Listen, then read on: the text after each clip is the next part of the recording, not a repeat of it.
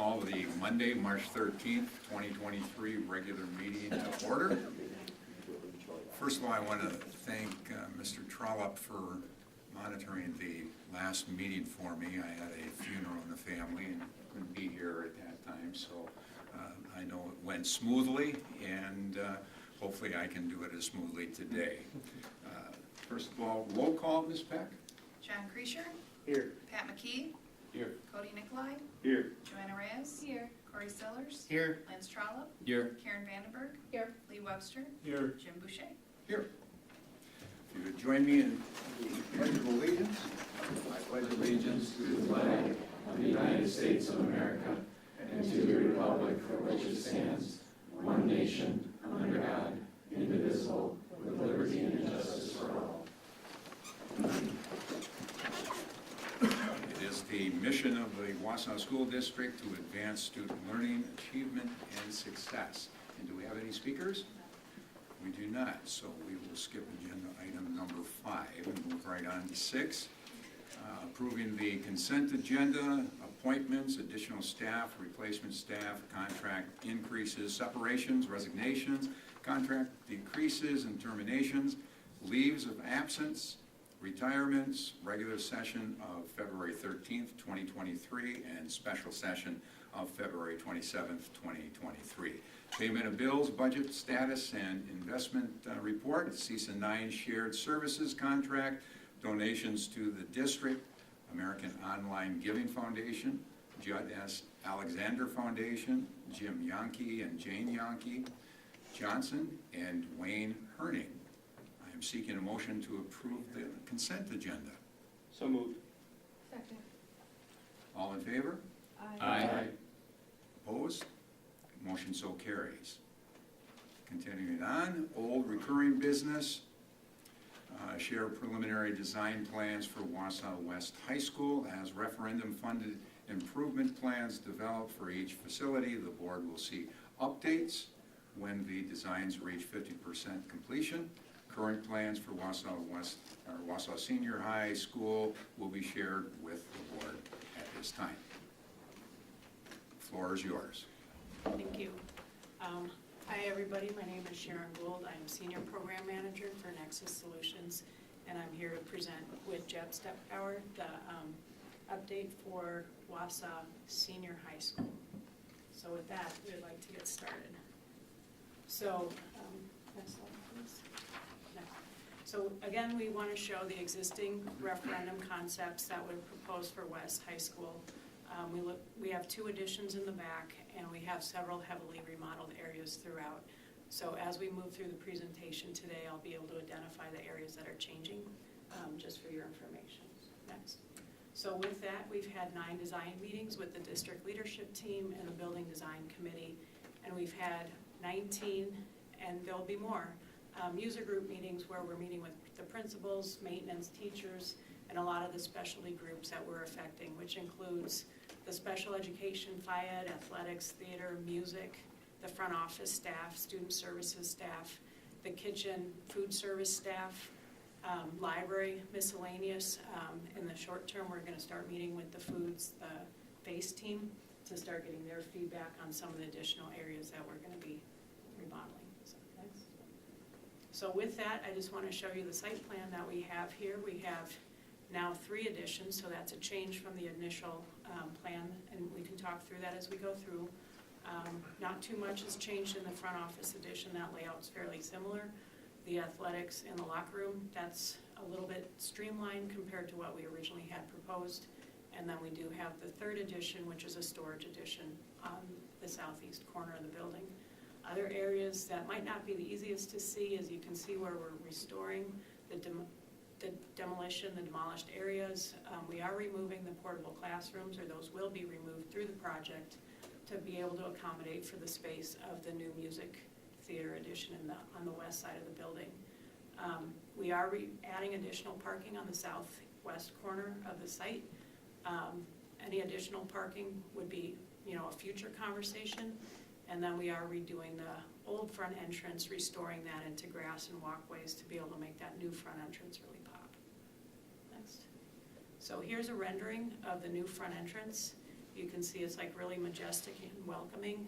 There's, feedback that came in from the design committee on how that would look. And just to kind of bring up this topic is it is coordinated for any future addition. There's space so that front entrance would remain, if the district in the future chooses to add future floors to that front space. Next. So here's the rendering for the athletics section in the back. You can see there's a place to put a logo and the building name, so we wanted to include that to highlight it. That's the view that you would see from the sports fields to the north, and you can just see the open and welcoming space for the athletics facility that we're adding. So with that, we just want to talk through the overall floor plan. I have 3 areas generally identified. We have the additions in the tan, we have the renovations in purple, and updates, which is general maintenance items that are shown in the field house for green. So areas that we're talking about today is the front office addition, the theater addition and renovation, the kitchen and the common area work that we're doing, the athletics addition, locker room updates, field house updates, again, that's the flooring and some bleacher work, and then the classroom updates as we move through the building. Is there anything you want to add to that? Not at this time. Okay. All right, so with that, we have the front office space. So we had many meetings regarding this area. We're looking at essentially a new secure entrance that's consistent with the district design agreement that we're moving through with. We have a reception area. We have a work area identified for different staff. Some conference rooms, storage. We do have additional toilet rooms that are required by code and to help serve the front office, and potentially to do some overflow from the theater space.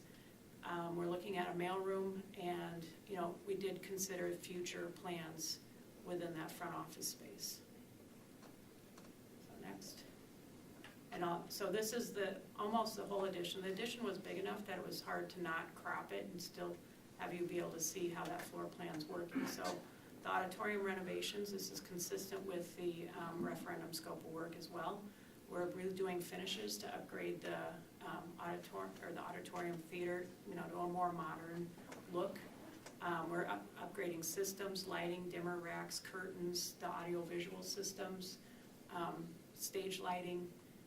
We're adding some ADA seating, and we're adding a lift to be able to accommodate ADA with the stage and the floor in the front of the building.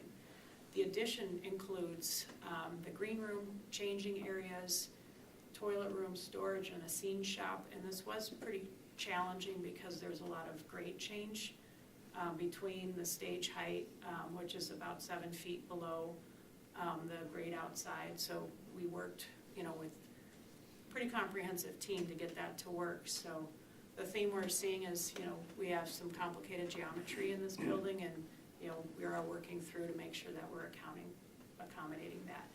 One thing I do want to point out is, again, we did look at the front additions to handle a future second and third floor.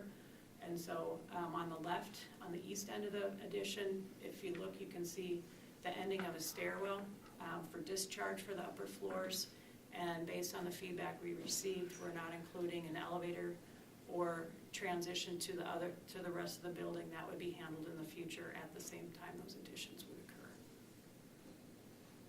I would just add, Sharon talked about the lift within the theater, but getting down to it on the side, we've added storage, but then just south of that other corridor is a ramp. So that's one of the things that we haven't had at Wausau West. It was, you're either at the top or you could be on stage, but you couldn't get anywhere else in the auditorium. And this will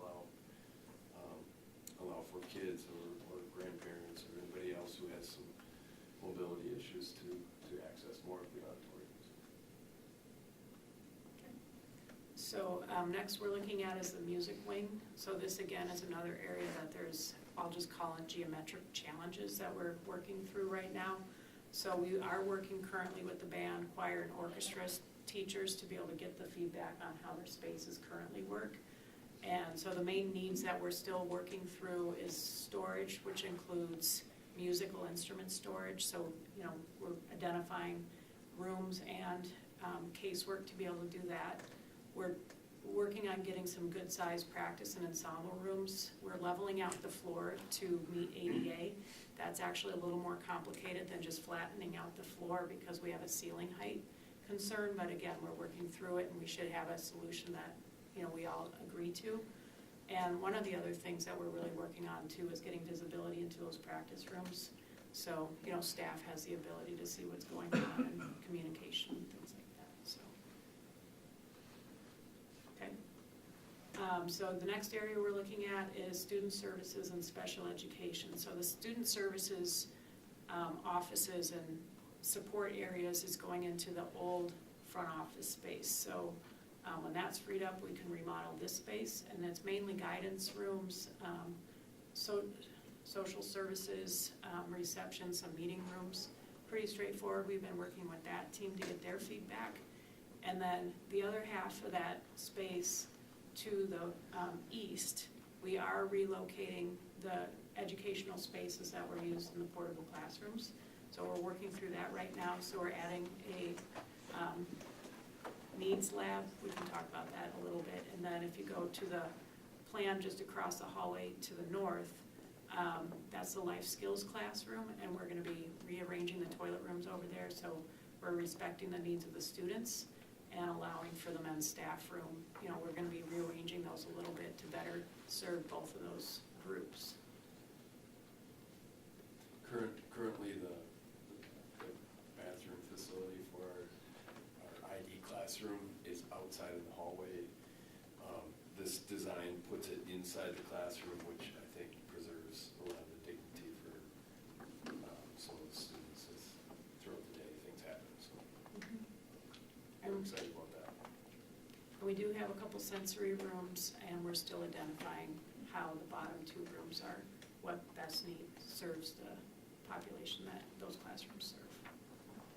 Okay, next. Okay, so this slide is probably not as easy to follow along.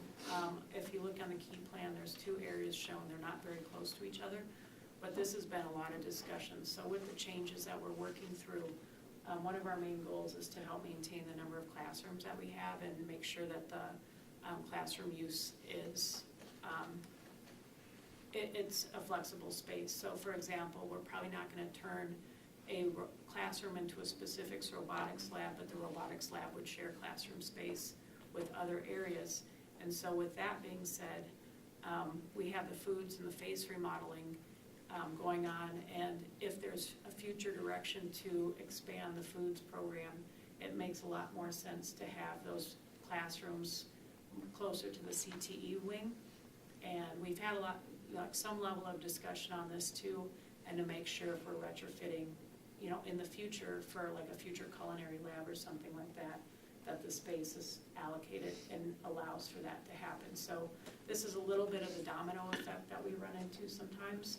And so with the team's input, we are going to be moving the face renovations into where the current health room is, and then renovating the face room, the two foods rooms in the southeast corner of the 70s edition to standard classrooms so they could be shared for multiple purposes. So we just wanted to make sure that we're always looking ahead and making as much as we, based on the information we know today, that we're still keeping the future in mind. Okay. So with that, we have the PE and athletics addition and remodeling spaces. You can see the purple area is the locker room remodel, and the beige is where we're demoing out the existing fitness area, adding a new, and then relocating the girls' locker rooms from where the kitchen will currently take over that space. So we have the fitness and agility training. We're working with the athletics staff to get locker room layouts, or not locker room layouts, the equipment layout. It's roughly the same square footage as what was there, but we're looking at having a more efficient layout so it, you know, it works and serves the needs. And then with that, we have, you know, the locker room remodel and then a mechanical space above to serve. So if you remember some of those older referendum plans, there's some work on the second floor. We've simplified some of that, and I can touch on that in a little bit on why. But we still have the mechanical space upstairs. So we found a simpler ADA solution to be able to get up to the shelf. So do you have anything that's probably add with the locker rooms? Yeah, well, I guess the one thing, we do gain a little bit of space. Our current layout has a middle section that houses our HVAC equipment, and so without that in there, that kind of, even though it's about the same size, it gives us a little bit of a bump anyway, because that's not in there, so that'll be helpful. Next.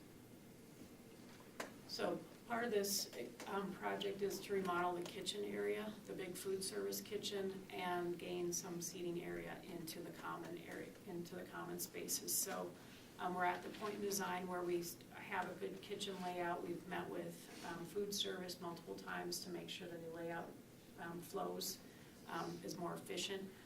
So you can see there is the equipment plan. It's not finalized yet, so we don't want to spend too much time on it, but it does actually free up additional space in the cafeteria.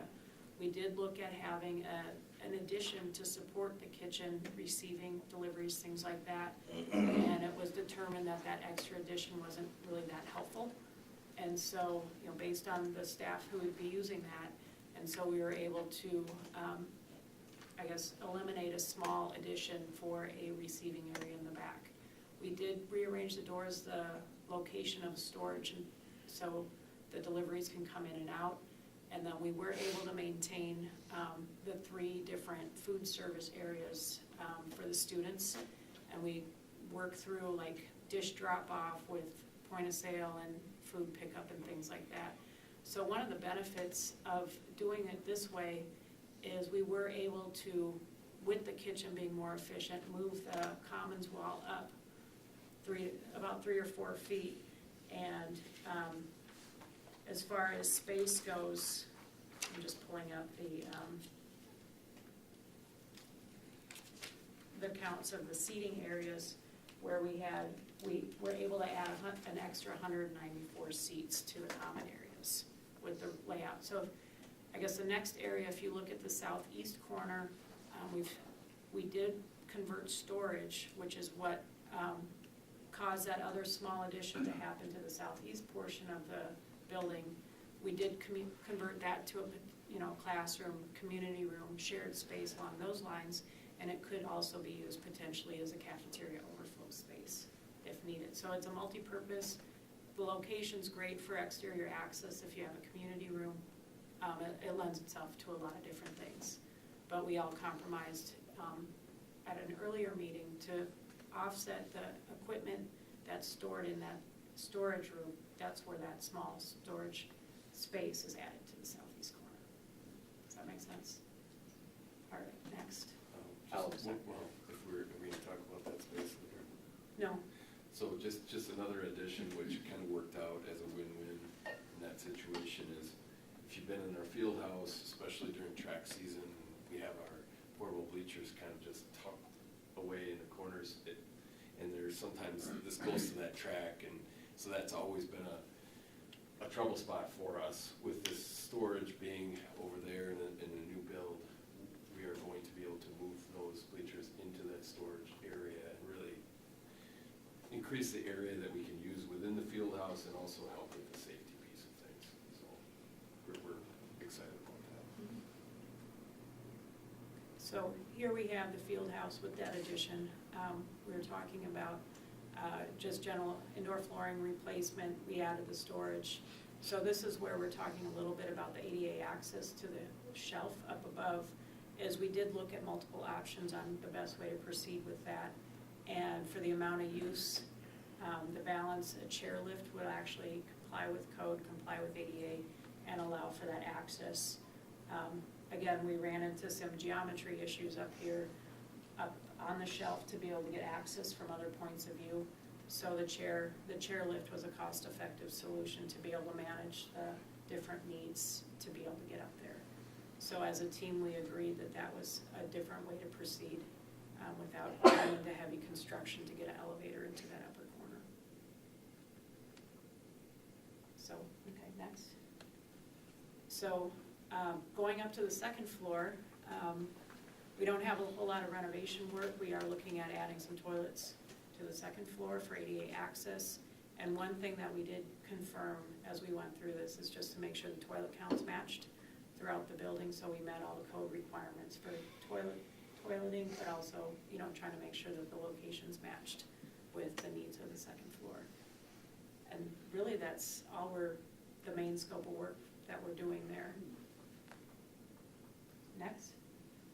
So the third floor, we're looking at redoing a lot of the seating and light, remodeling in the large group instruction spaces. So we're just getting started on that. So we're looking at different ways to lay out the seating for student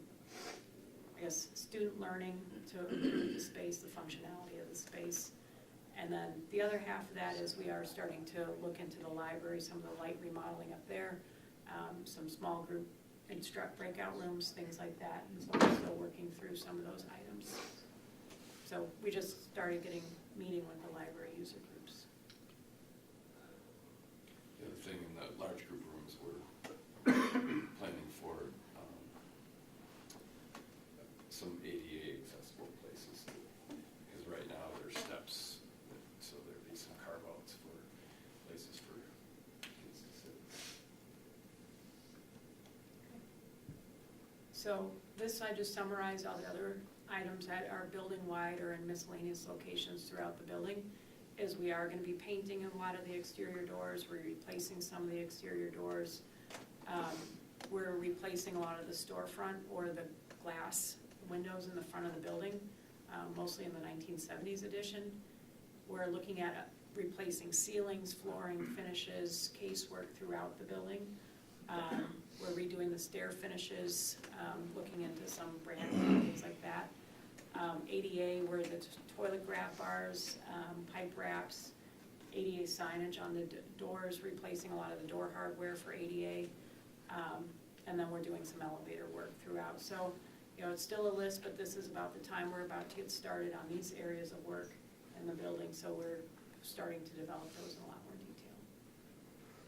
So with that, to summarize, the mechanical systems, we're adding cooling to the locker rooms, we're modifying the HVAC systems, for all our remodeled spaces as we walk through band, orchestra, choir, kitchen, the commons, locker rooms, classrooms, all the areas we're in that we're moving walls. And then we're extending HVAC systems to the new additions, the front office, the locker room fitness, and to the small storage areas needed. So, a lot of the HVAC work here is more of a reaction to the remodeling, in addition to adding cooling in certain areas. Plumbing, again, it's the same thing. We're extending the plumbing systems, modifying the plumbing systems for the remodeled spaces, kitchen, commons, toilet rooms, locker rooms, all those, throughout the building. There's sinks located, in the band and orchestra rooms, things like that. So we'll be addressing those. And then we're extending the plumbing system into the new additions, front office, those toilet rooms, locker rooms, fitness, throughout the building. So plumbing, again, is more of a reaction to the rest of the work that's being done within the building. Electrical, again, we're extending power, lighting, telecom, security. We're extending it into the additions. We're remodeling it where needed, where the renovations are occurring. We're bringing the building up to LED.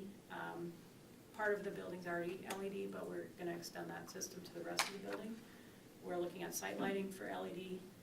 Replacing the fire alarm system, extending the mass notification system to new and remodeled spaces, adding the auditorium infrastructure for PA, AV, the dimmer racks for the lighting, theater lighting, things like that. And then some maintenance work, and then we're still evaluating if we're going to need a new electrical service to handle the additional load. So with that, any questions? Questions from the board? Yeah, I've got a couple, Jim. All right, start us off.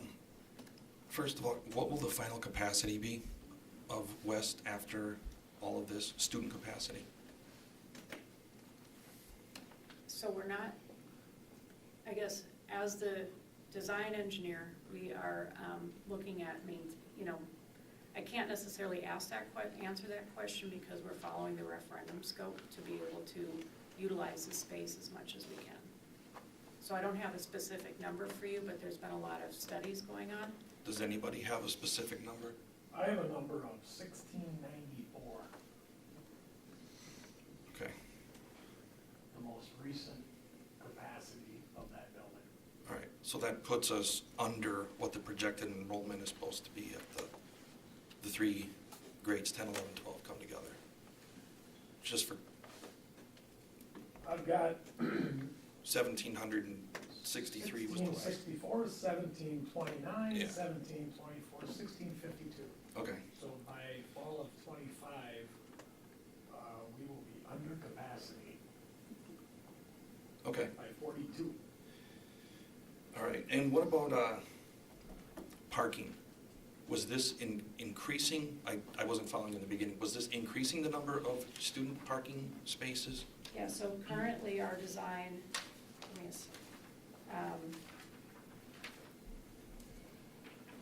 we have 663 parking spots. Okay, The current base referendum scope would add 40. An additional scope could add up to 60 to 72 spaces along the front if the drive were to be redone, that front axis. What was that number again?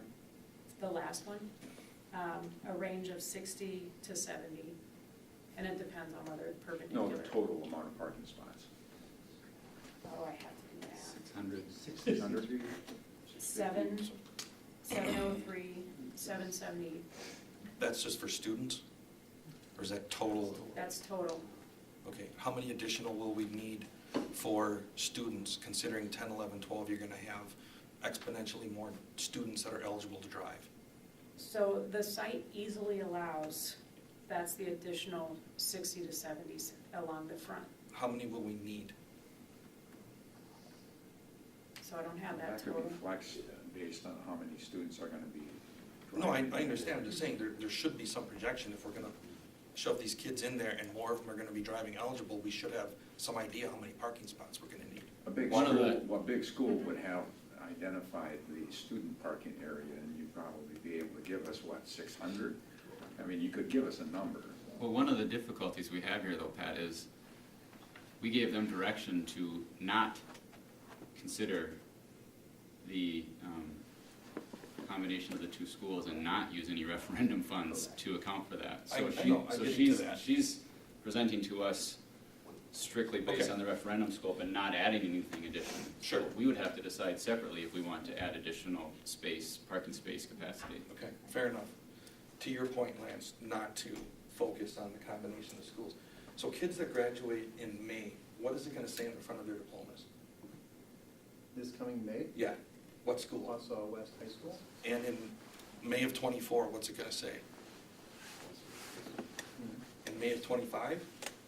Don't know yet. No, it'll say Wausau West according to your plan. So my question is, why is the labeling in all of this saying Wausau High School? What is Wausau High? Wausau Senior High School? What is Wausau Senior High? We have 0 kids going to a Wausau Senior High right now. I think we're just trying to reflect the action that the board took earlier. But you're completely disrespecting the staff and the students that go there. If they're watching this right now, they're gonna say, I don't go to a Wausau Senior High. What is Wausau Senior High? Certainly not my intent. Well, regardless if it's an intent, that's reality. I've not heard that. This is the first I heard of it. Well, Thank you for sharing it. This is the first people are seeing of it.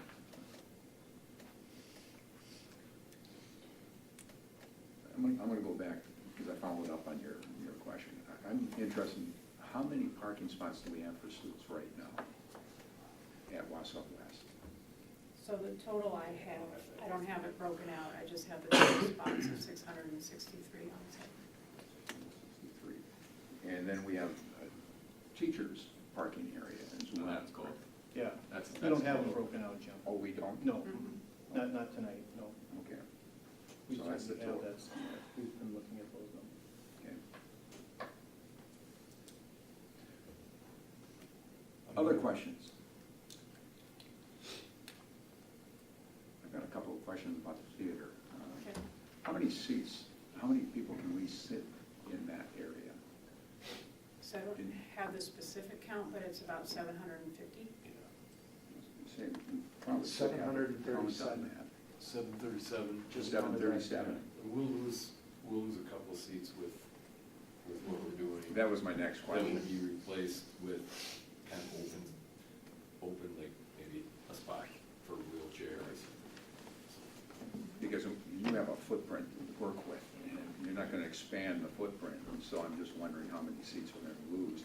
With calipers put in, the ramps, another term, the ramps and Yeah, that. the that's gonna ramp is take on the away. outside of the theater though. It's gonna be on the outside of the Yes. theater? It's part of the Okay. So that's like in the, just south of the theater in the Like this new, then? that new addition, and that'll get you down there. Then you get over, and that's where then you get over by the stage, and there'll be a lift that Okay, so it's gonna be outside. can go to. You made mention about the lighting for the stage, and that we're gonna obviously put in hydraulics, or not hydraulics, but pulley systems for the lighting on stage, and then do we have any, and I couldn't figure it out on the drawings, do we have light boxes on the side? There's 2 light poles, or pipes, one on each, one on the left, one on the right. Right now? Correct. But there's no way that we would be able to have light boxes where you're not putting kids on ladders and things of that fashion to get up to those racks? No, that wasn't, we weren't including that in the Okay. scope. I was wondering if we did have that included, because that's a safety thing that I've been very keen on when it comes to theater and having kids work with theater stuff. Okay, well, that's some of the questions I had about the theater. And one thing is the current scope of work does not include replacing the theater seats. It was just modifying the few to bring them to ADA. Okay. So we'll be using the same seats and then adding to them. We'll be taking a few away for the extra space. Okay. All right. Anything else? There are no other questions. Thank you. Thank you. For that update. At February Education Operations Committee meeting, Larry reviewed the progress so far at the Stettin, South Mountain, and Riverview Elementary Schools, as well as the Environmental Learning Center. Due to the recent snow and rain, there have been some delays, and slabs being poured and things of that fashion. Anything to add to that, since I wasn't here? At the February Education and Operations Committee meeting, administration presented information requested by the board, as well as possible next steps related to the restructuring. Any addition to that? We do, we have 2 additions tonight. Cass, do you have that presentation?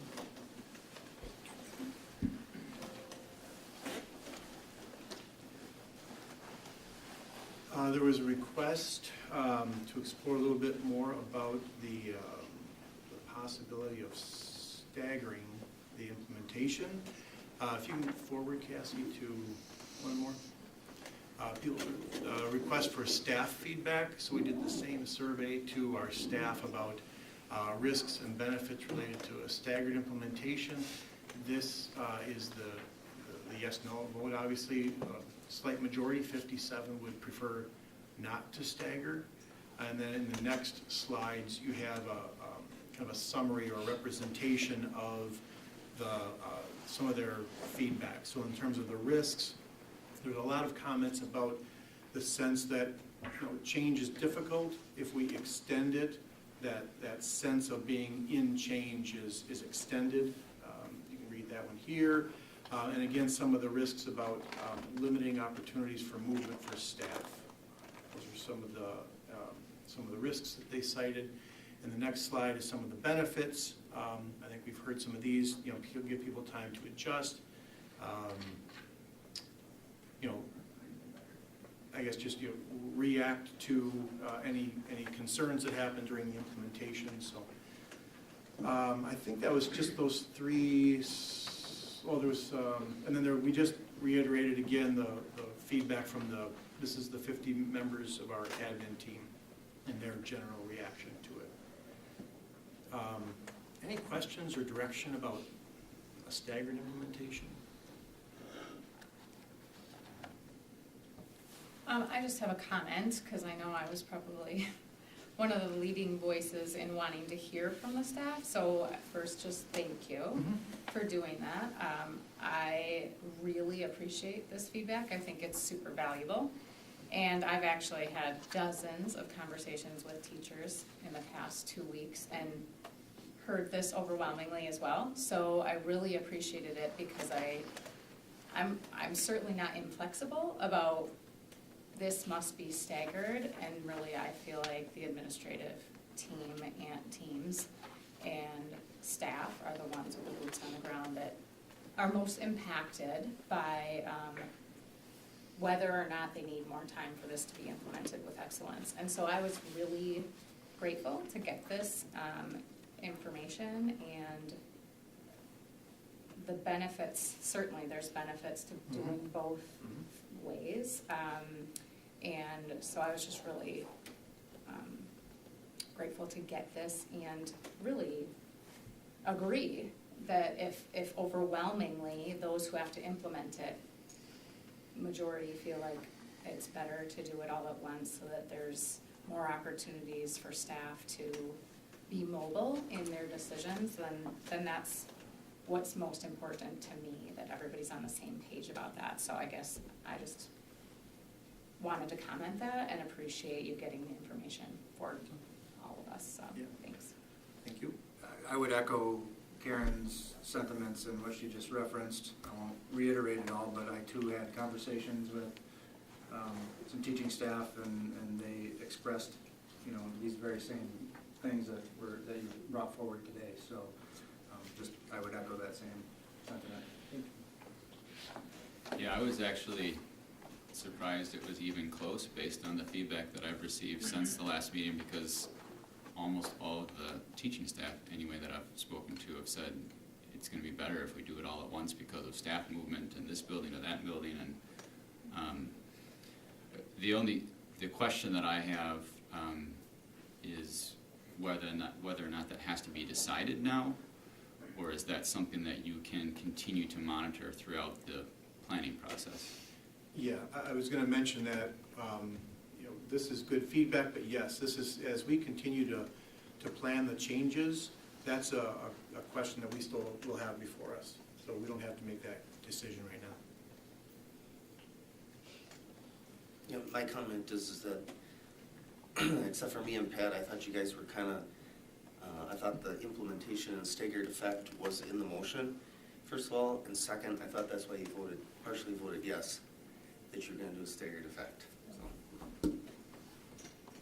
We're starting off with the high school, and then we're gonna work on the implement for the junior highs and the elementary. So what the board took action on was the 5 through 12 and the decision to merge some high school or some elementary schools, but the decision on which elementary schools would be repurposed and how they would be repurposed, that work is ongoing. So we will bring that to the board in the future. But the implementation, the actual changeover, that could still happen all together in the fall of '25. Or we'll continue to look at, the benefits and risks of a staggered implementation, and we'll come back to that topic in the future. As I recall, Corey, about that, that was the question that I asked.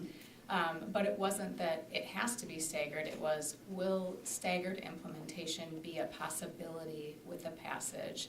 And that was affirmed, that it was a possibility, but not that that was the route that it would go, but just that it was a possibility that it could be that way. Yeah, well, So. none of this is necessarily the route that we're gonna go, because it's supposed to be a continued and ongoing conversation, which I feel like we're trying to get over little humps and eliminate the possibility of the 9 of us changing the direction at certain points. And I believe it was on the slide, so therefore I think it would be part of the motion that was presented on February 13th. That's all I'm saying.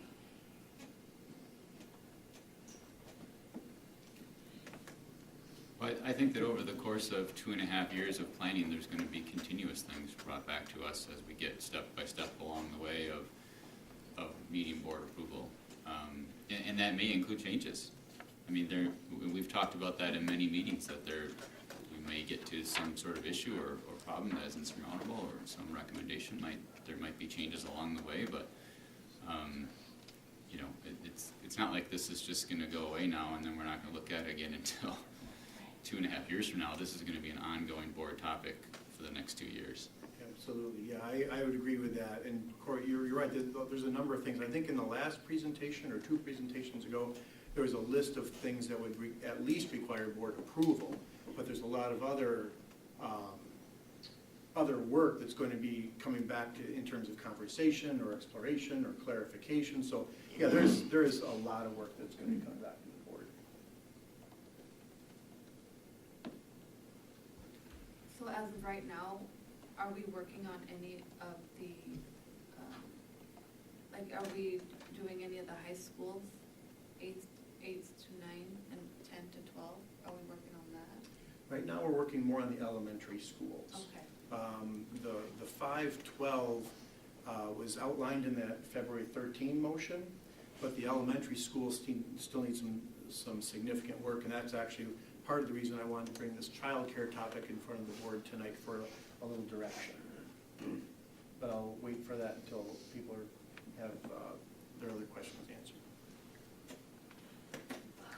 Are there any other questions so that we could go with this? No. So you have some updates with childcare? Yeah, I want to make sure that we understand generally what it is we want to do with these early learning centers, our 4K, and our this childcare solution. So again, going back to the why. Why are we even interested in starting a childcare partnership? One, we've talked about it benefits our own employees. We have, when we hire people, one of the first things they ask is, you know, what's the childcare situation? We have lost some potential hires because they weren't able to find high-quality childcare. So we think it sets us up for success as an employer, and again, could be a benefit to our employees. Again, part of the why, we are involved in a community-wide conversation about childcare, and within Marathon County, there's a need for about 2,000 additional high-quality childcare licensed spots. So we want to be part of that. Thinking about the children, you know, the more ready they are when they enter school, the more successful they are later. So that early learning component is vitally important. It's one of our shared interests. So even before they get to our doors for school. And again, if we can, we'd like to be part of that solution for the whole community. So that's the why. The next slide, Cassie. So this is where I want to get some direction from the board. So what we are proposing is to create probably 2 early learning centers that would serve children ages birth through 5 years old. And within that early learning center, there would be both childcare and our 4K programs. As we would give that space to our partner, and I think it's safe to say it would likely be the YMCA at this point. They have the most capacity and a really good track record of offering high-quality childcare and maintaining employees in the community.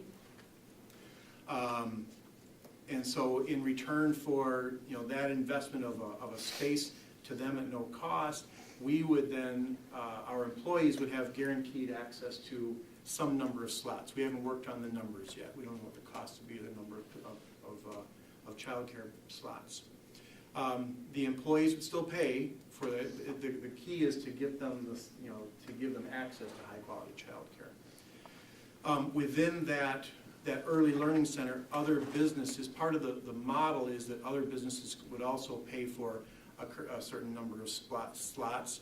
So that's the guaranteed revenue that the child care partner needs in order to make this model work. That's a model that is being explored across this community. So we would be one of the first, but that's kind of the general model. So then the Y, in this case, they would manage the child care employees, they would hire them, they would run that program. We would simply provide a space and then have the benefit of offering spots to our employees. Let me pause there, because I think that's kind of the heart of this. Before we start talking about which schools and what it might look like and all the renovation, I want to make sure the board is comfortable with the concept of this business model. I have a question. So if we are providing a space, we, as in the taxpayers and supporters of the Wausau School District, are obviously taking away a big cost to the child care provider. So I think that we really need to make sure that as much as possible, we're benefiting the Wausau School District, whether that is prioritizing our employees, prioritizing the 4K students who are there. We, of course, would want to make sure that we encourage people to sign up for and enroll in our 4K, and making sure that they have wraparound care would help that. I don't know what else we could do. Siblings in the district, for example, I hear from people who I had to move my child out of the district because my younger child could only file child care in Marathon or something. I think before we get to that other businesses part of it, we have to make sure that we're maximizing the benefit to the Wausau School District, because we're providing a Wausau School District space. If that makes sense. Yes. That it does help the whole community, and that even indirectly still helps the whole community, because it of course takes the strain off of other locations and other providers, and so it helps the whole community. But if we're using Wausau School District property, I think we have to maximize the benefit to the Wausau School District before we say, okay, then fill in with, we have some extra space, so let's fill in. Yeah, can we respond to that just briefly? In our research with our own employees, and Tabitha, if I'm off on this, help me out, but I think we had about 50 people say, 50 of our employees indicate that they needed access to high-quality childcare, that they couldn't find it. Am I about right? It was a lot more than that. Oh, is it more than 50? There was like 350 that said that they did not have reliable childcare available on an everyday basis. Of our own? Correct, because they're relying on family or somebody else, and if that person's sick, they don't have anybody.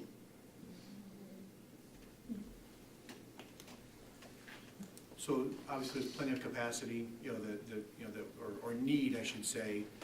So yeah, the numbers here, yeah, we would have to work those out in terms of what that benefit would be. Yeah, and I have no idea what the numbers would be Yeah. for 4K or siblings or Wausau School District employees. I just think we really have to maximize that before we get to that outside step. Okay, good, thank you. I don't want to assume, but that was a part of the discussion, was it not? That we would have that priority with our employees?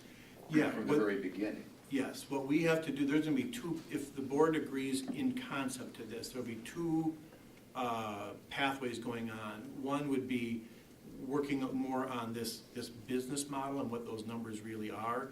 That would have to come back to the board for approval. At the same time, again, if you're in theory in agreement with this, we'd start working on the schools too, so we know what the capacity of that school could be, how many children could be served, and then what portion of those would be ours. Just to further explain kind of why I'm thinking this way, so if we're going to justify to the taxpayers why we're keeping a building open rather than selling it, I need to be able to say, well, providing childcare for 4K students encourages them to enroll in 4K. We get funding for 4K. That pays for it and then some.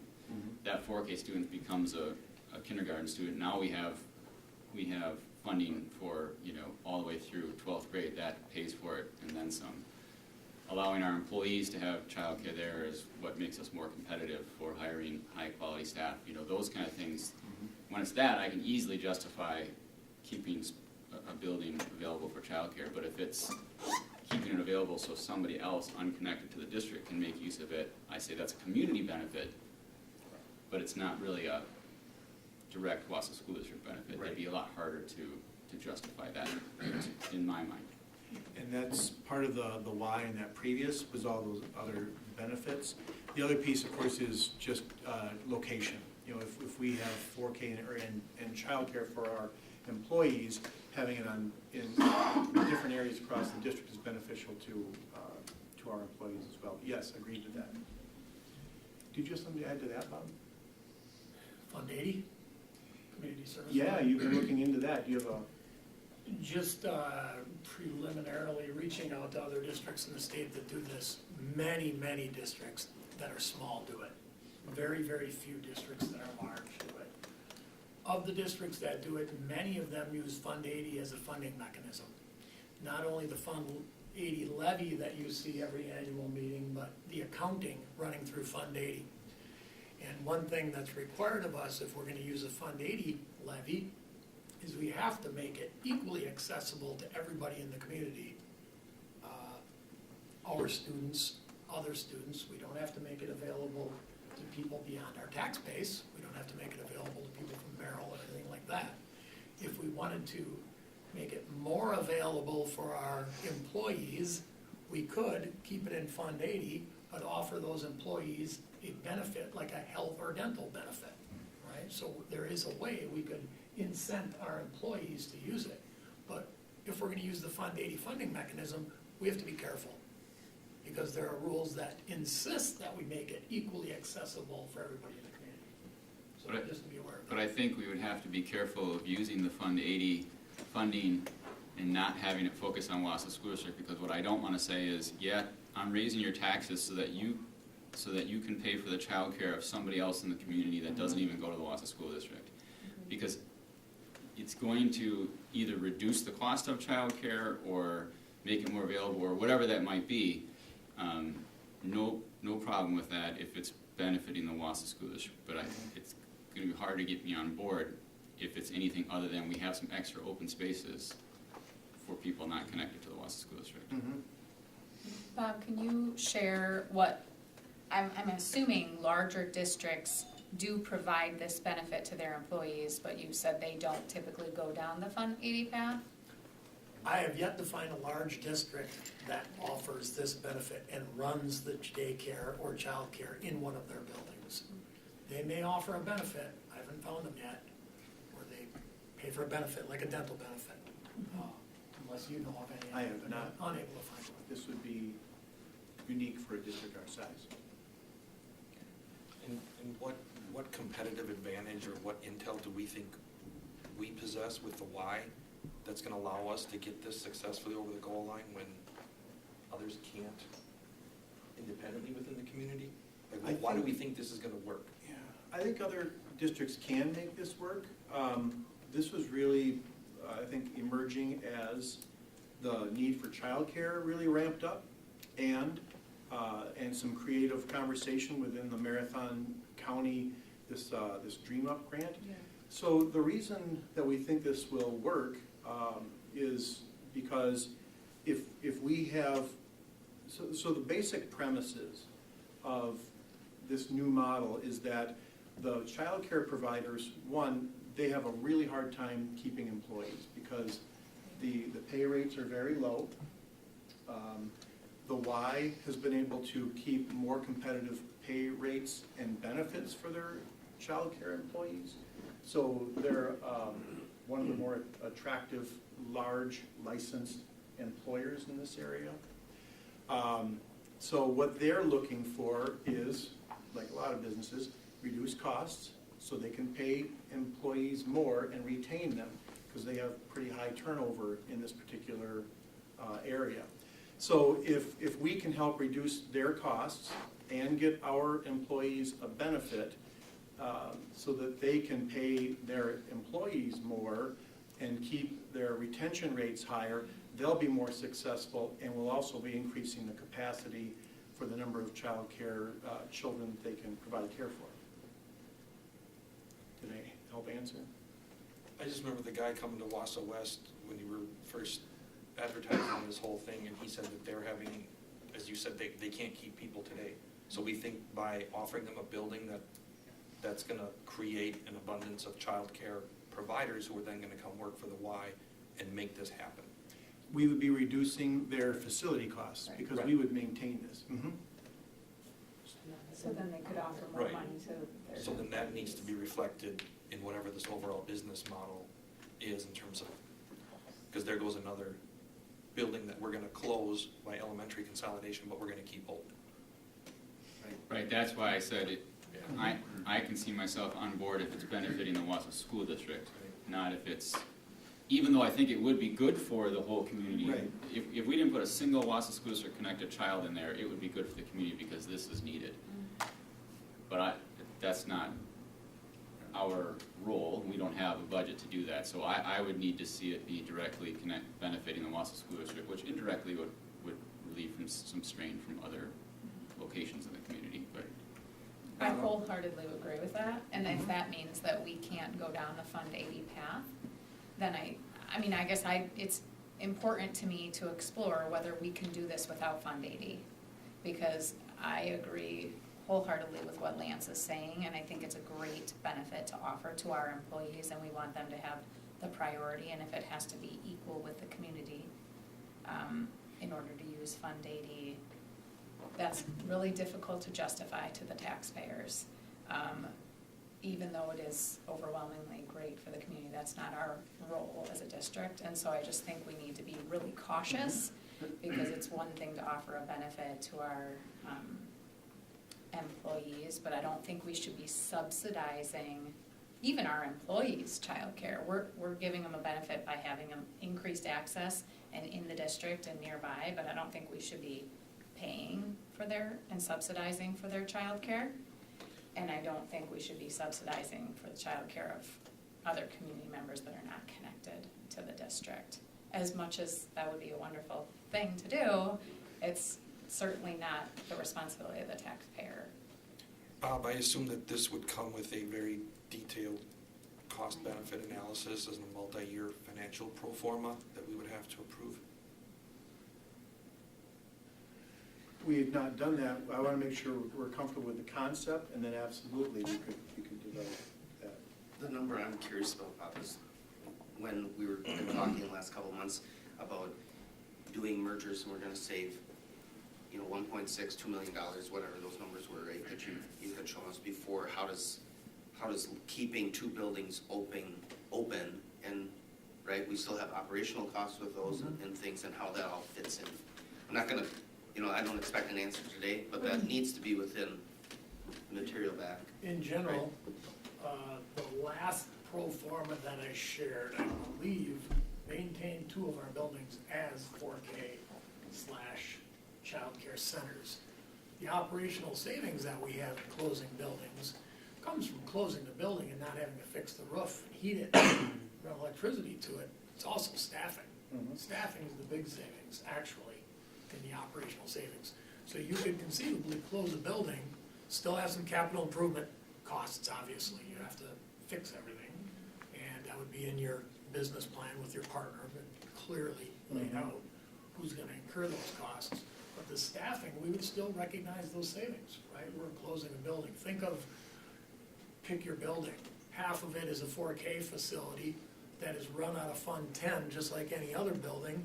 Half of it is a childcare center that we'd have to have an agreement with a partner where the capital comes from to improve it, electric bill, heat bill, but staffing would certainly not be us. That would be on that partner. And dividing it in Fund 80, Fund 10, there are two different reasons. One is for the Fund 80 levy, but another is, in some cases, a bookkeeping and accounting necessity to keep it separate from Fund 10, because Fund 10 is 4K-12, right? So some districts I talk to keep it separate in Fund 80, even though they don't levy a nickel, right? They don't access the Fund 80 levy. They keep it separate in Fund 80, and they don't have to levy anything because it's net neutral. They charge enough for all their expenses. Some of them lease space to another provider. Some of them own it themselves. There's a lot of combinations. The ones that do the best job of it, as you can imagine, are the campuses that are K-12 all in one location. Those are the ones that really do a good job at this, as you can imagine why. Everybody's in the same location, everybody comes to that same common location, and they go home. So, I'm surprised, because this has been talked about since probably 2010, helping employees with their childcare and that. I'm surprised that bigger districts haven't been exploring this as much, even though you just gave a reason why the smaller districts do it, because usually it's K through 12 is in one building, but I'm just surprised there hasn't been more discussion on this? I'll continue to try reaching out, but maybe I just haven't found them yet. Through Wausau, my professional organization, I put out a peer-to-peer query probably a year ago almost. Who out there is doing this? I'd like to hear from you. And I heard from some of them, and another business manager in southwest Wisconsin had a survey that he had some people fill out. And I just didn't see big school districts completing the survey or getting back to me. There might be one out there, we'll keep looking for it. I'd be curious if the why, or, and I apologize, I forget the woman who came and presented and said there's a 60% reduction in available daycare spaces in Marathon County. Is it a function of we have an unfortunate situation where we don't have enough YMCAs or childcare providers larger to support the need in this community, and other areas like Sun Prairie or more metropolitan areas have a larger capability to help with the capacity of childcare?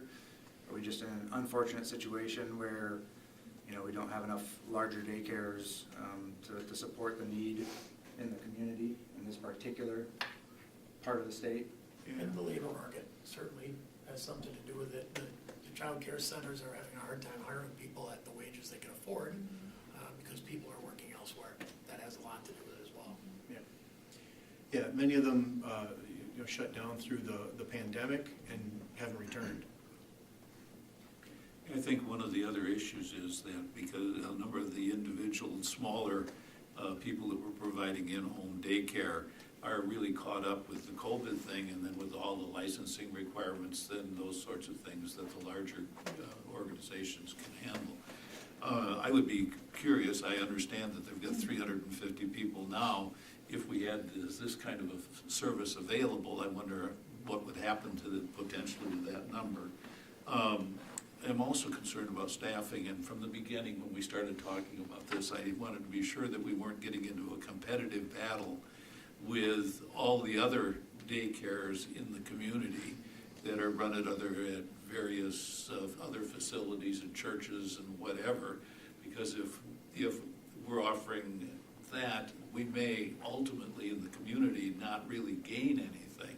So I just want to be sure that we're not getting into a real competitive structure with other providers in the community. I do see the real need for this. It's been a need that this community has had for a long time. So I will appreciate more information. I have one more, sorry to belabor this, but this is the first time we've really discussed it in earnest, and you brought up something new. You mentioned rentals. So if we were in a situation where, for example, we said we need this building for 4K, but it only takes up half of it, and we're renting out the other half, now you're going to have a much easier time getting me on board, even if that other half isn't dedicated to Wausau School District, because we need the building anyway. We're renting out half of it. It's helping cover our expenses. I'm not saying that we have to go down that path, but just, you mentioned rental, so I know that if we charge rent, then that takes away from the benefit of allowing them to have the space and pay their employees more and have steady staff. So I know there's give and take there, but just you brought up rental, so I wanted to comment on that. So I would be interested to know what the cost would be to the Wausau district families, because if we have the slots available for these Wausau district families, but they can't afford it because the cost of childcare is expensive, I'd be curious to know what the cost of full childcare and part-time childcare would be to the families, since we'll be taking care of the buildings for the YMCA. They'll be in charge of hiring and managing the employees. So I would like to know what the cost would be. To the families for childcare through the Yes. Y? My concern, Keith, would be that you don't have on here, because of the way you're presenting it, one way I interpreted it was that, mom and dad right across the street, potentially from our facility, may not have the opportunity to take their kids across the street and then they go off to work. I want to make sure that I'm interpreting this correct, because I'm hearing a benefit for our district employees, Mhm. and then you had other businesses could purchase the slots. When I'm saying, I think like Joanna's suggesting, you know, the people in the neighborhood or close by may want to use that service, and are we not allowing, you know, our district families then in Well, that fashion to be the other people who take up the open slots instead of, you know, like suggesting selling to businesses? So this is a business model that the YMCA is exploring. I guess what I would say is, if, let's say we have 200 kids in this space, and it's only available to people who buy the slots, that makes 200 more spaces available outside another existing that are available. So we're just adding capacity. I don't know about just other families having access to it. I don't know what that would look like. Well, I would want the people that work for the Wausau district to have the first, you know, to have the first slots, and then once those slots are taken up, have the families. But my concern is cost.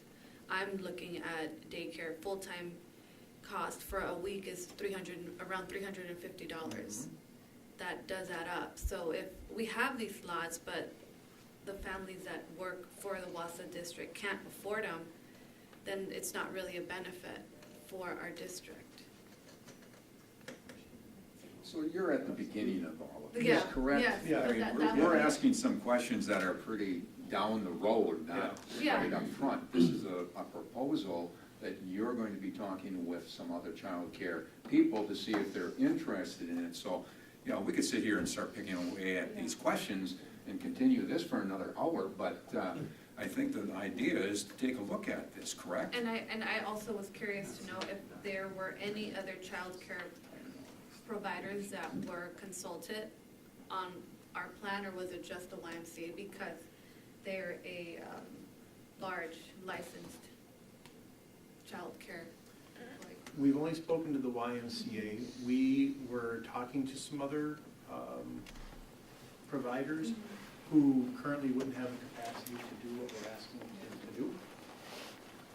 If, you know, if the board were interested, again, in this model, you know, we could do an RFP and see if there's some other providers that might be interested.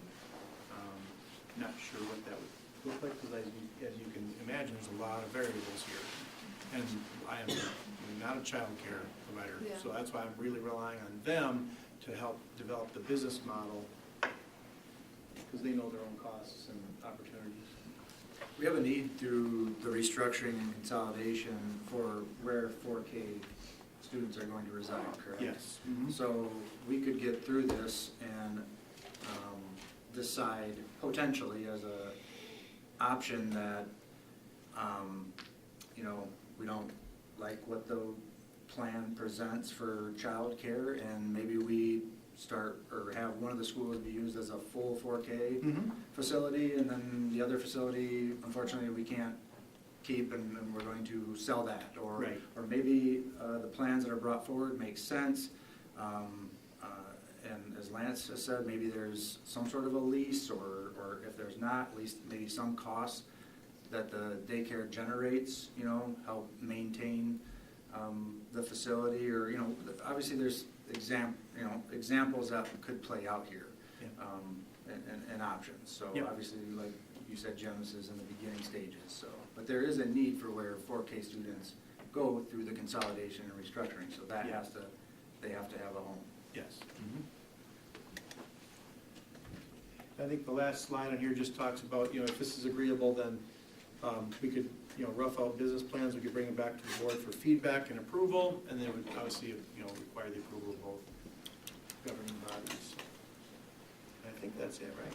And you're not asking for a motion right now No, on just this, wanna you're know, just giving us information Is this of about interest? Right, should we continue to explore this option? Good. Well, thank you very much for doing that and exploring it. It could be nixed if it doesn't benefit the Wausau School District down the road. All right, well, last 2 weeks ago, a discussion point came up in our meeting, and it was a part of the restructuring. pertaining to getting more information from the community in different ways. And it was asked to have this put on the agenda for today, and I thought it was a very good idea because I did not hear that discussion 2 weeks ago, and it would behoove me to be able to hear what's going on with this discussion point as well. And so with that, I'm just going to say the Wausau School Board will discuss the possibility of offering an advisory referendum and/or a community survey to ascertain the level of understanding of the needs and projected outcomes of the district restructuring effort, as well as the level of support for such an effort. With that, I'm going to open it up for discussion and move from there. I brought it up, Jim, so I'm happy to start off the discussion, but it's just, the changes that we're talking about, the magnitude of those, I think we've all understood for a while, are significant. They're significant from all stakeholder perspectives, be that taxpayers, staff, students, families, etc. And I know the board has been receiving emails with support on both sides of where we sit today in terms of the restructuring and the plans that have been, or at least the concept that has been approved so far. I don't think it would be a mistake at all to go to the people that we ask to fund our schools and ask for their input on what they feel would be acceptable or not relative to different components of this plan. These are the stakeholders, and whether someone is a parent, whether they're a taxpayer, whether they are a grandparent, everyone has different interests, and I think that the only way that we can collectively measure what those interests are is by doing a advisory referendum. I think it should be split into a few different questions, because I think to do it in one big one may skew some results and may point us in a different direction. Because at the end of the day, what I'm personally interested in as a board member is where do people stand on this overall issue. My stake in the game is nothing more than representing the voters and the stakeholders, right? I mean, I think that's what we're all here for. So if we have a better measuring stick and a much more comprehensive barometer on where people's heads are at relative to this overall plan, I think that that is only going to benefit us in helping us make better decisions down the road. If it would come back 90%, say this is great, wonderful, let's keep moving ahead, certainly changes my perspective. But if it comes back 90%, you know what? Maybe this isn't the best thing relative to middle school and moving 5th grade there, or maybe this isn't the best thing for merging 2 high schools. If it comes back whatever it would be, 80-20 the other way, I think that that should at least cause us reason to pause and perhaps reevaluate where we're at and the direction that we're going. I would agree with your multiple questions. I think that'd be a good way to go at it. But one of the questions should be also presented that if it is a 90 against type of idea, then this is what it's going to cost the taxpayers, and we need you to approve additional funding that exceeds revenue limits to keep it the way it is, which is unreasonable because there's a lot of people who are in fixed incomes and cannot afford any more in their taxes. So there's got to be a middle ground, but that should be asked too, because we don't talk about that very much. Well, I mean, yeah, I don't disagree with that. Either way, this is the same group that we're going to have to go back to at some point in time and ask for funding for something, whether that is to right-size elementary schools, to house K through 5, or whatever it is. I mean, we already are going to be over capacity at South Mountain, if memory serves me right. We're going to be at 106% post-consolidation. So we're going to have to fix that at some point. We can't do that for free. So and if we circumvent this now and don't get the support of the public, I don't think there's a snowball's chance in hell that we're going to go back to the same group and say, oh, now can we have some more money down the road. just a clarification on South, because we just had this meeting. South, under this merger, will have 3 more sections than it currently has, but we're adding 6 classrooms to it, just for that perspective. It will be over the 90% capacity plan though, but my question for Corey though, what would stop somebody from saying, voting no, I don't support mergers, and no, on the next question, I also don't support increasing your revenue? I mean, Well, and that's like what we don't talk about. I completely agree with that, and I'm sure there'll be community members that do exactly that. Then what do you expect us to do? Well, we increase fees, we cut programming, we move coaches around, we move other staff around, right? We minimize everything, and we've heard that multiple times from the administration about how we've done it for 20 years. So if they're not gonna be okay with some kind of change, not saying that the outline that was, you guys approved isn't what it is, but you have to be open to some kind of change. Or you gotta pay more. That's why I would suggest the multiple questions, because the feedback that I have heard is, it's not completely against the concept in general. It is usually centered on a few specifics. And at the end of the day, I try to think, what is the drawback of doing this? What would be the negative of getting this level of feedback? And I'm struggling to come up with any. I just can't figure out why we wouldn't want to know this and have a real good measuring stick on where the community's heads are. I'm looking at others for input as well. Karen? Well, just to respond, first I have a few questions. Like, what questions would you ask? When you said you'd want multiple questions, can you give me an example of what questions Sure. you would put out there? Do you approve of moving 5th graders to middle school in a 5, 6, 7 configuration? Do you approve, that could be one. The second could be, do you approve of merging the high schools into an 8, 9, and 10, 11, 12 configuration? And the third could be, do you approve, and there would be more commentary or color around this, but do you approve of consolidating elementary schools for the purposes of saving whatever it would be? I would think that hitting those 3 areas gets at the heart of what we've been talking about and what's been discussed. I guess to respond to you saying what's the drawback, I think the drawback is if because I guess I beg to differ a little bit about what our role as a board member.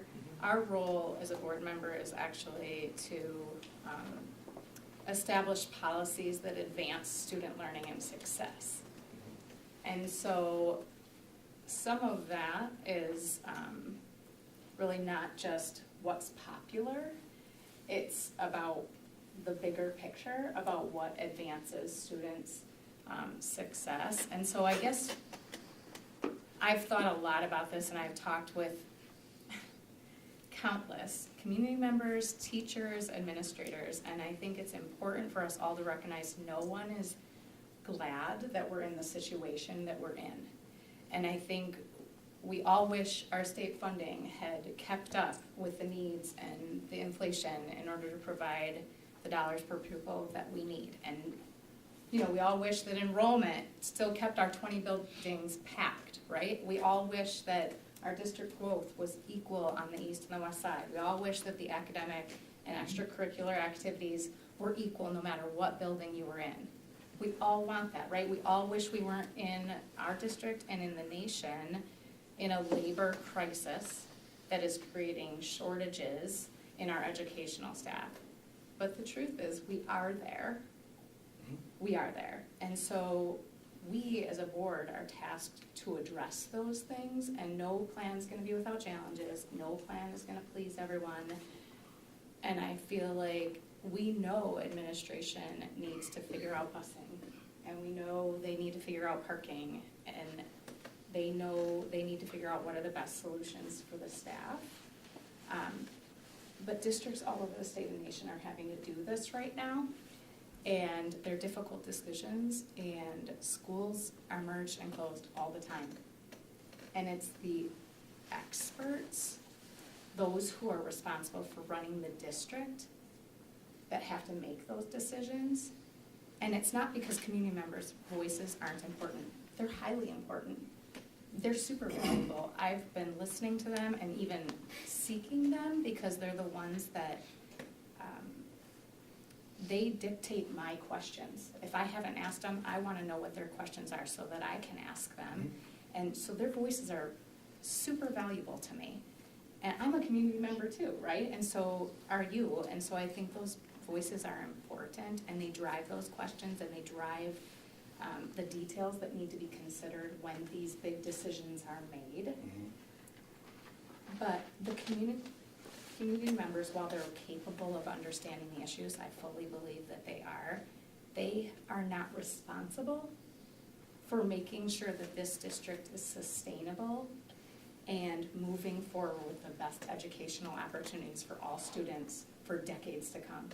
That's not Right. their responsibility, that's yours and mine and the administration's. Yeah. And so I think they come with an opinion that best serves their own personal interests, and of course it does, that's understandable. It's their priority, and that makes sense, of course, but that's why they come with a different perspective that isn't the big picture. And I think that's why it's a different look. And I would be offended as a community member if I gave my input and then the board or the administration says, thanks for the input, we still have to address these challenges, and we're gonna ignore it, or, like, Right. I guess that's not valuable either. Well, no, but And so, what is valuable to the community is exactly what you said. It's our job to set policy for the district, okay? If the community at large does not approve of the policy that we set, it'll take 2 elections and that policy is gonna change. Because you won't be here, I won't be here, this'll all change, just like it has over the last 2 elections. And whatever that policy is that you set, that was for the bigger picture and the grand scheme of things, is gonna go out the window, and they're gonna move it back to the way that it was. right. So by not doing that, why would we be fearful of hearing something, even if it is against what you think is personally best for the long-term success of the district? Why do we not want to hear that and understand where everybody's head is at? We have a year to educate people on how great this is.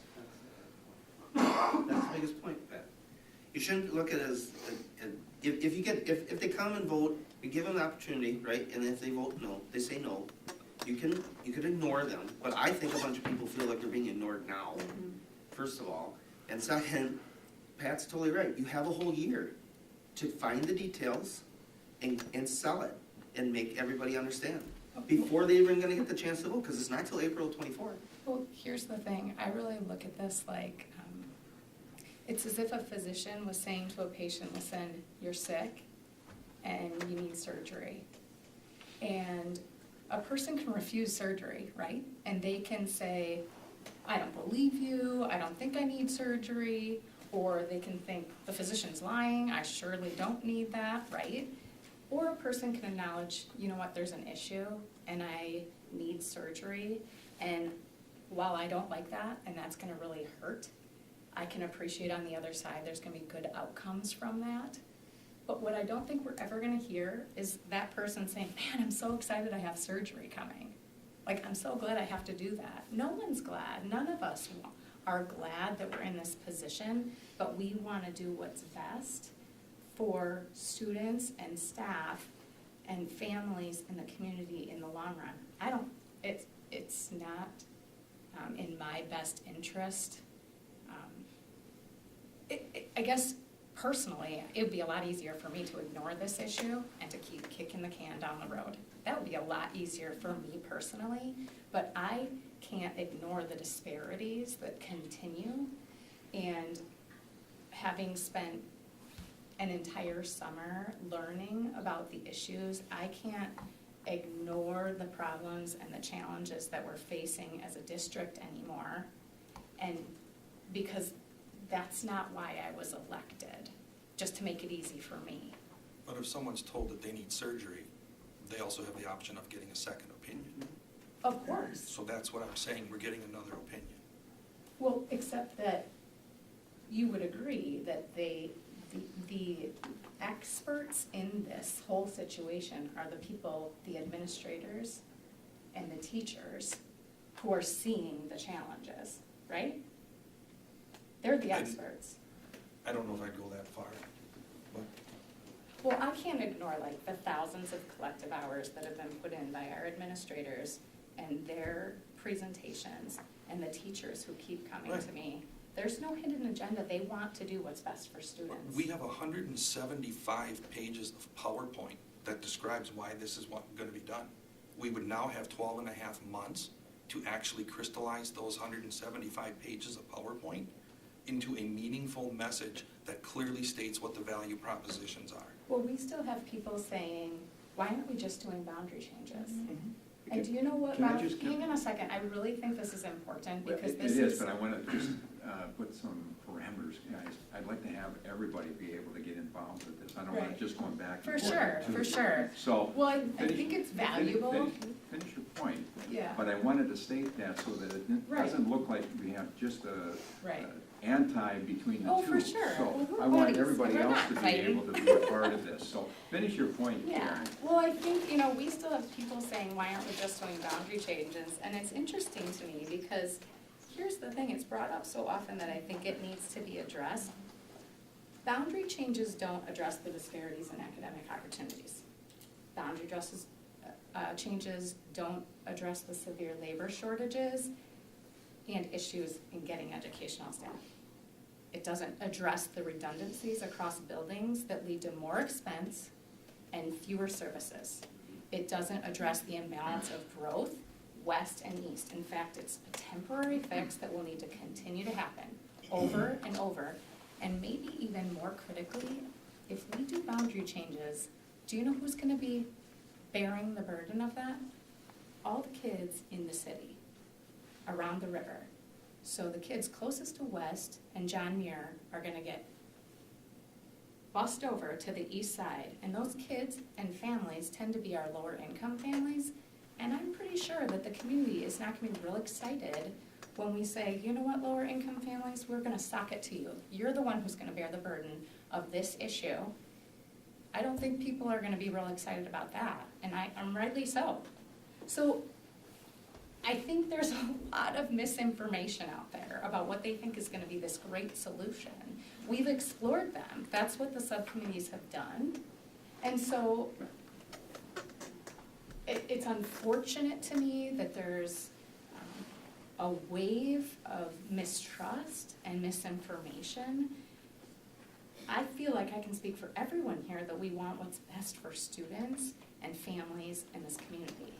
And no one is glad that we're in these positions, but we've got to do something that's right. So let's continue over here, and then we'll come to this side, okay? John, any addition? I don't know that I can add much to what Karen said. I wholeheartedly agree. I really believe it's time to come together as one community, one district. The efficiencies that can be gained through this, and the educational outcomes and opportunities that can be forthcoming in this plan far outweigh some of the concerns that I've seen addressed and expressed by those in the community, busing, for example. And Lance, I think you said it best last week, if you would be voting no on something like this because you believe class sizes are increasing, you'd be wrong. If you were voting no because you believe kids are going to sit in a bus for 2 hours, you'd be wrong. There are levers and things that can be pulled in the next 2.5 years of planning to either potentially reduce and maybe even fully mitigate, some of the busing, concerns that exist. There's a lot of time to really carefully plan and even work with city administrators and council to talk about traffic patterns and things of that nature. There's a lot that can be done. So I very much agree with Karen that you know, the time is now to act on this, and which we have, and, yeah.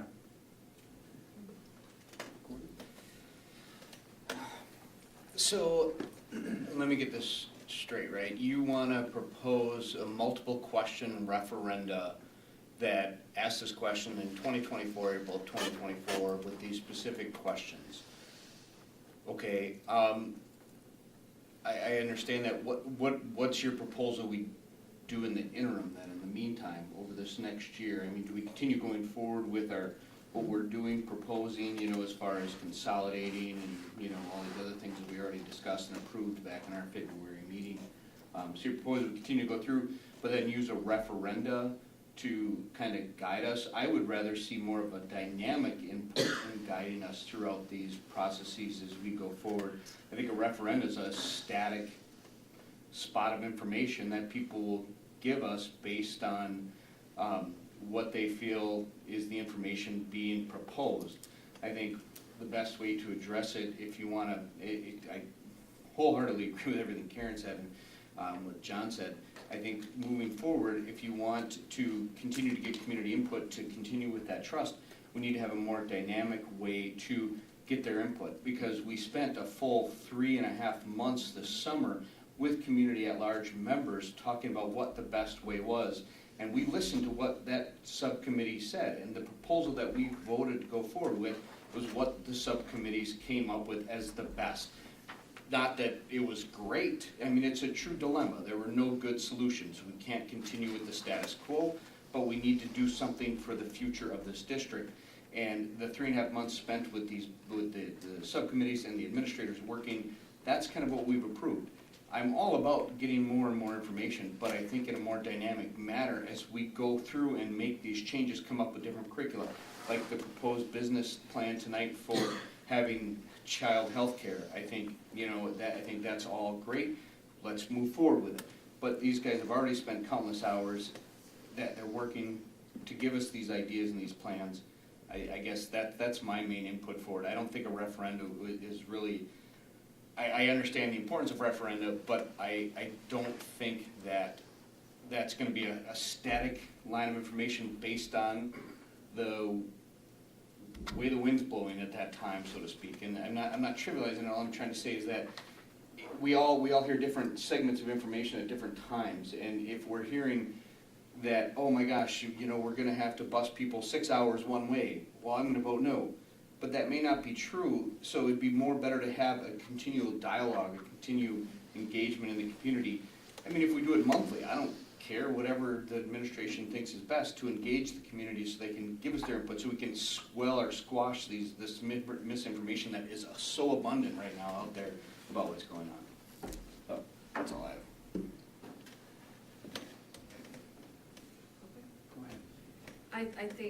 I think that we can do the continual dialogue as well. I believe many people are going by emotion on this topic because we have done our best to have the community engage with us. We've had, you know, meetings at different schools, and people have come out to voice their opinion. I believe that there are community members that no matter what some of us do on this board, it will never be right to them, regardless of how we vote, because they just are not happy that some of us are on the board. And no matter what we do, it will not be right, because some people believe that we have a hidden agenda. I have no hidden agenda. There is nothing that I'm voting for because of my spiritual beliefs or because I'm more conservative.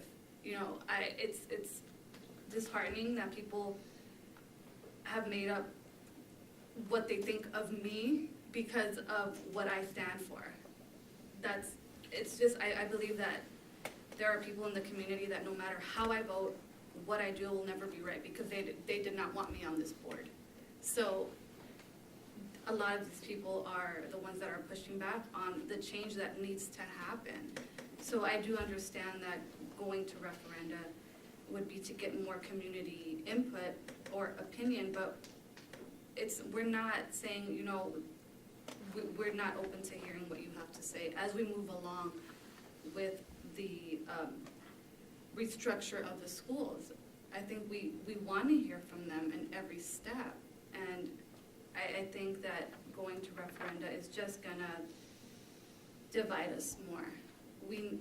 Change needs to happen, and we hear a lot of the boundary changes, and I just wonder how much information these people that are suggesting this have looked into, because we've talked about the changing boundaries and how that it'll only be putting a Band-Aid on the issue. It's not gonna set us up for future. It's not gonna, like Ms. Vandenberg said, it's not gonna address labor shortages, the expenses, and the imbalanced growth of the East and the West.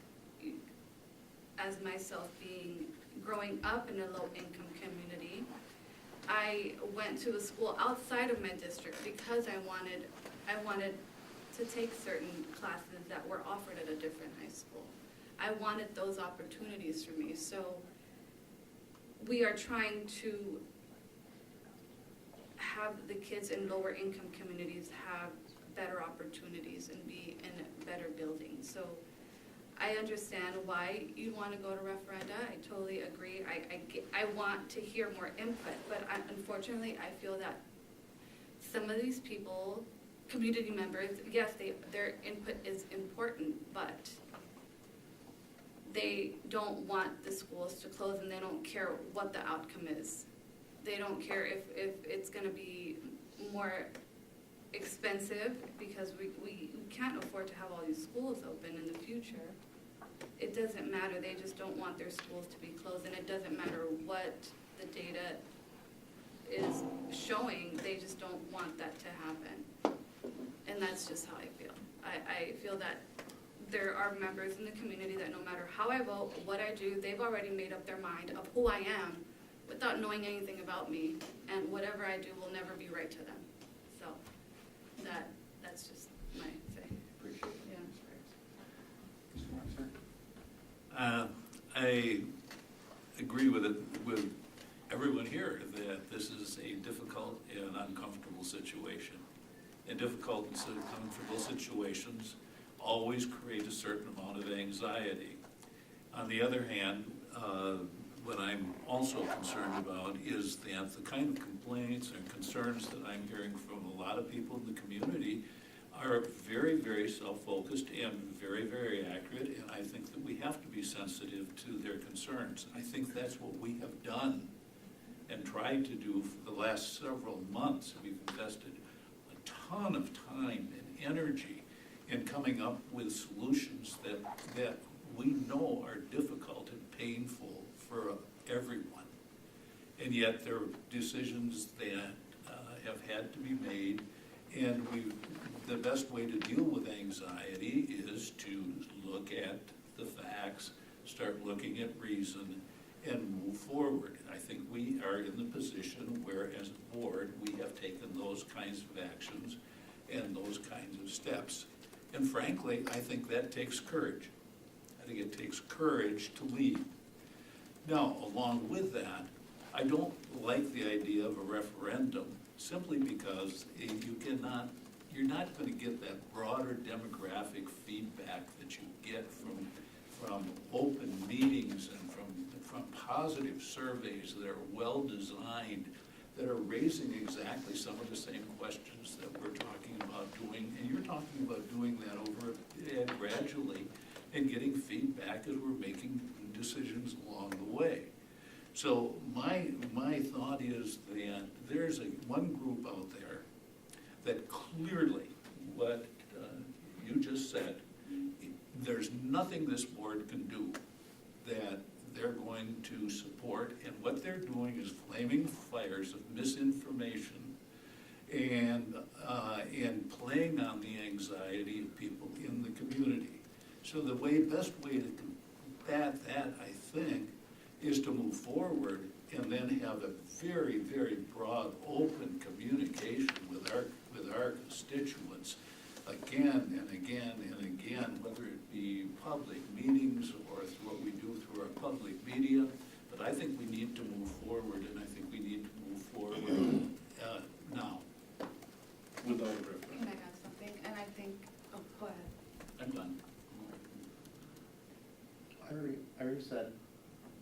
Nothing to add? Did you or Lance want to add? And I think, Final comments? to have this open communication, it's easier to stand behind a phone or a tablet and, you know, type up what you think. It's harder to show up to these meetings, go to these community engagements and listen to the presentations and to the information.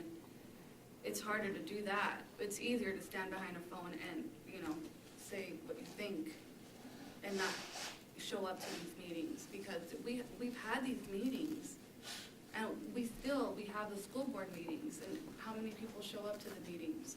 You know, we had the most people show up to a meeting when they thought we were trying to change the sex ed curriculum. And that was not even near what was really going on. And even that, to this day, people are still thinking that we are trying to change sex ed education. And that is not at all what we were trying to do. So people just, I think, like, there isn't anything some of us can do right, because they've made up their minds about why we're on this board, which is not true. You know, I'm not having my pockets lined with money to be here. I'm actually losing money being here and losing time with my kids to be here, because I want to be here. Mr. Perrott? Well, I don't want to just repeat what has been said or what I said last meeting, but I did want to clarify one thing, because since that meeting, I've had people contact me and say, why are you talking about doing this advisory referendum in over a year? That's pointless. You got to do it next month. And I just want people to understand that we can't do it next month. So we legally are not allowed to. We couldn't have done that last meeting either. Like, I don't know what the date is, but it's sometime in January, I think. And you really got to backdate it, because we got to meet with council that drafts the questions and the resolution gets passed. So it'd probably be December. So just wanted to clarify that the reason that's been discussed is because that isn't an option.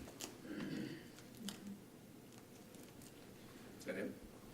Jim, I just want one quick clarification. Karen, you raised a good point about the boundary changes and the assumption on what schools might be impacted, those closest to the river, which would be Franklin, Grant, Lincoln.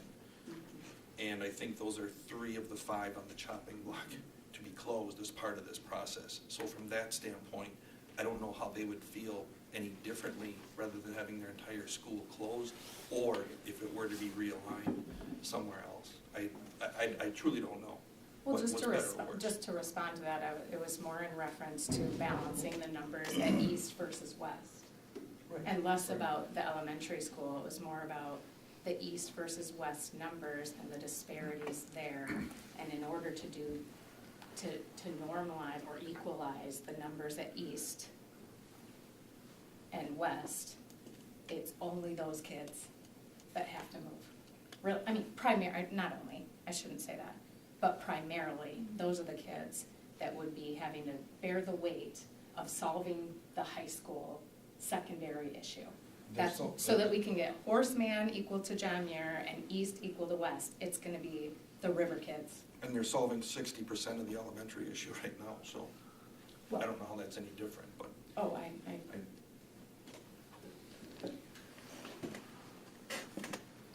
Just to kind of piggyback on what Lance said, a referendum is not something that we have to decide on right now anyway. You know, there's a process that has to be gone through and all of that. I mean, if that's something that we want to do down the road, we could do that down the road as well. It's not, since we would have to wait until the following year, we wouldn't even have to talk about the questions in that until like November, December. Isn't that what we had talked about once before, Lance? It's a timeline situation that we would have to be following. So a decision right now, we wouldn't even have to have a decision today. But the biggest thing that I saw was we needed to have an open discussion with our whole board, which I think is very important, and to come from different points of view.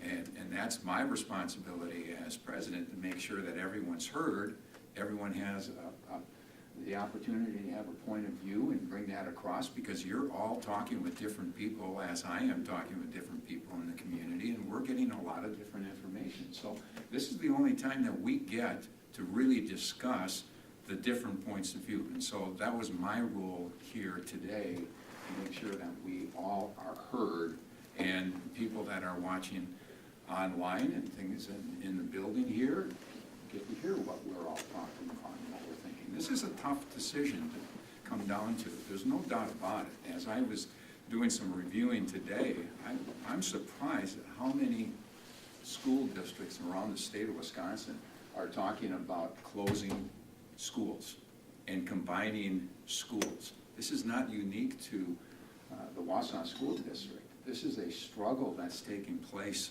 around the state, and I think we need to be aware of that, but that's around the state. We're dealing with our local control, and we need to be able to get as much information as we can from our community, and maybe listen a little bit more, maybe take some time to listen a little bit more, because it's a great opportunity for us to get that information before we make any kind of decision as we move down the road. So that's my 2 cents today.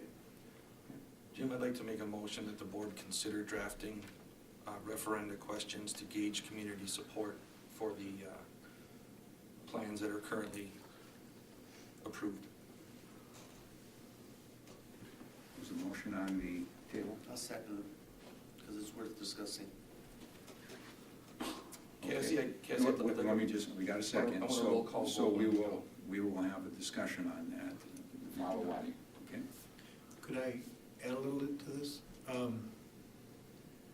What I'm hearing people talk about is, repeated input from the community, in-depth questions, really digging into kind of what people understand or don't, or support or don't.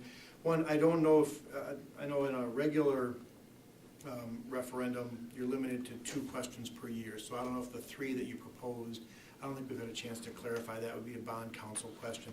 If you can even do 3 on an advisory. But beyond that, I also hear an interest in ongoing conversation. So I wrote the draft motion here, specifically with both a referendum or a survey in mind. I think Lance and Lee last time had talked about a survey. That is something that we could use on multiple occasions if we're interested. We could ask, it would be demographically representative. I know the complaint against it would be you didn't ask me, because it's a phone survey and it's a representative sample. But we could ask all the questions we wanted to ask. And at the very least, in this information campaign that we're talking about, we would understand where the points of understanding and misunderstanding are, where the points of support and lack are. So that would be another option if the board were interested in pursuing that. There is a cost to it. It's significant. I don't have an exact cost. We'd have to get a proposal, but I want to make the board aware of that. Thank you. I think that's a separate, that's a. I'm just gonna say. Yeah, that would be a separate issue. I think we've got a motion on. We got a motion on the Matt's table, motion. and we'll stick to that right now. So follow-up questions pertaining to the motion.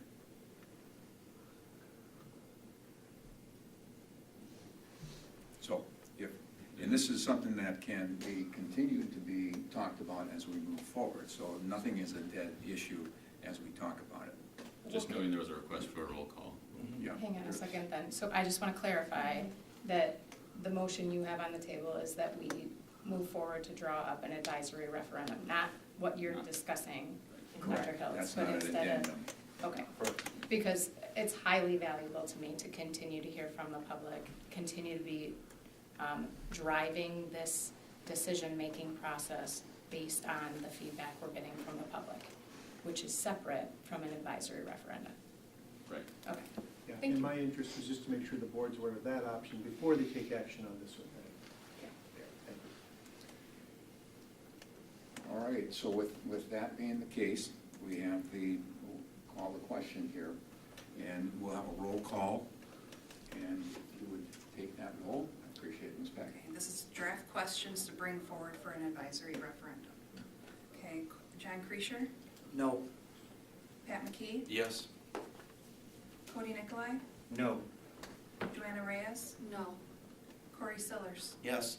Lance Trollope, Yes. Karen Vandenberg, No. Lee Webster, No. Jim Boucher. Yes. 5-4. No. Motion does not pass. And we will move on. Okay, we've got the 5-year fiscal forecast.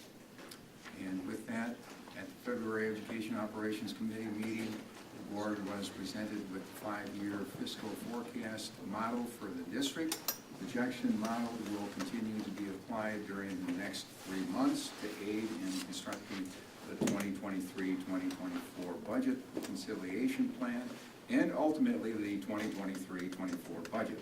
It is critical to understand that the projections are the result of many variables that independently change periodically. As significant changes to the projections occur, administration will bring them to the attention of the board. Any addition to that? That is it. Okay. Moving on, at the February Education Operations Committee meeting, Dr. Jennifer Rauscher presented the WIA co-op agreement for boys swimming to the board. I'm seeking a motion to approve. Are you ready to add more? Go ahead, before I put the motion in front of the board. When we were here before, the conference principals had not had the opportunity to vote on this within their meetings. Since then, they have voted, and they voted to approve. They did, okay, I had anticipated that, but thank you for that information. So I'm seeking a motion to approve the WIA co-op for the boys swimming as presented.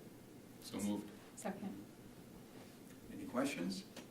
If not, all in favor? Aye. Opposed? Motion carries. Thank you. Right, continue to move on. I'm looking to, let me see here, board member professional growth and development report. Anybody have anything to report to the board? Growth and development? Nothing. All right, I don't have anything either. Legislative liaison, Mr. Webster. Thank you. I sent a report to everyone.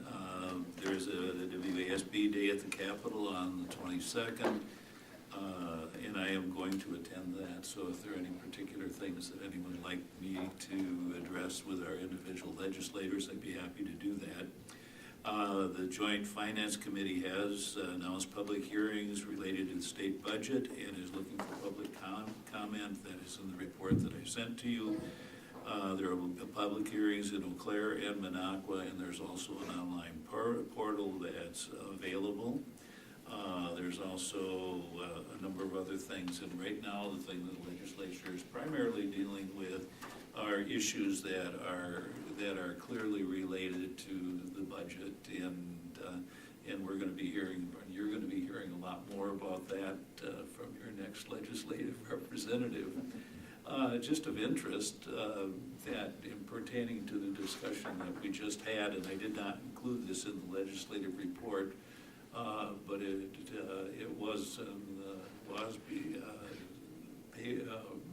material, that there's a legislative council that has released a report of study committee on shared school services, because what's happening is so many schools are having difficulty and they're having to consolidate, and they're looking at consolidating services and districts. And so that is an issue that has been in front of the legislature and something that is certainly of concern as we're moving forward.